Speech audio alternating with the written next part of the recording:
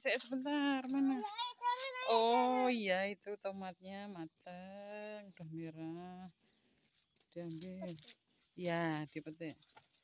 Adik satu, ya udah. Itu terongnya juga udah besar. Disambil. Dapat berapa? Di saat tomat mahal 16.000 per kilo, kita panen sendiri. Mana, Dek? Dek, panen tomat. Terongnya benar agak besar dulu. Ini adalah kebun kita. Karena tidak punya lahan. Nah.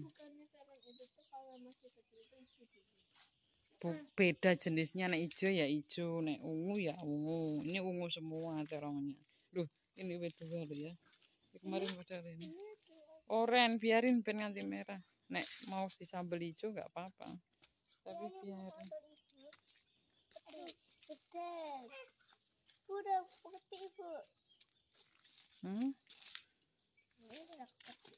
Ibu nanti itu ditanam ya. Jangan kotor. Nah, ini basah. Ya udah, berarti nggak usah panen kalau kayak gitu. Paling bentar lagi itu. Ini paling 2 hari atau 3 hari. Oh, ini udah oren. Tuh. Tuh. Sambelan loh.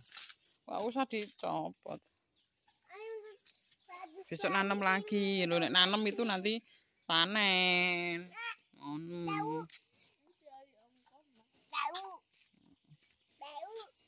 Ada bawang loh. Bawahnya ada bawang. Loncang. Iya, tapi belum. Hijau.